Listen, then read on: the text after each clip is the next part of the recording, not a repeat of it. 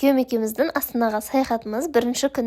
Таңғы 5-те үйден шығып, 6-да аэропортқа келдік. Бір қуантарлығы ешқандай задержка болмады. Алматының әдемі тауларымен қоштасып, жолға шықтық. 1,5 сағаттың ішінде ұшып келдік. Таңғы 9-да аэропорттан құрбым күтіп алды. Ең алдымен таңғы ас ішуге осындай кафенеға кірдік. Күйеуім өзіне омлет с креветками алды. Бағасы 4 мың теңге. Ал мен тойымды тағам алғым келіп, котлета по-киевски с пюре алдым. Порциясы 4300 теңге. Цезарь салаты 3000 теңге және осындай шай 1600 теңге. Бұл менің Алматыдағы бірге көрші болып тұрған құрбым. Тамақтанып болғасын ананас шай мен лимонадын тапсырыс бердік. Осы кезде қай жерде тұратынымызды ақылдасып квартира іздедік. 3 адамға счет 22 мың теңге шықты. Қалай ойлайсыздар, арзан ба қымбат па? Ал біз Астананың сол жағалауында осындай квартираға орналастық. Іші өте әдемі екен. Осындай ас үйі де бар. Ерте тұрғандықтан ұйқымыз келіп, жолдан осындай кофе алдық және Астананың әдемі локациясын біріне келдік. Бұл қазақ елі монументі. Менің байқағаным, Астанада архитектураға жақсы көңіл бөлінген. Мешіттің өзі қандай әдемі. Бұл жерде 10 минут серуен бізге жеткілікті болды, онша қызық ештеңе жоқ. Ал кешкісін осы ту әдемі болып жанып тұрады. Үйге келіп, күйеуім екеуміз бургер тапсырыс беріп жедік. Такси бұл жерде қымбат емес.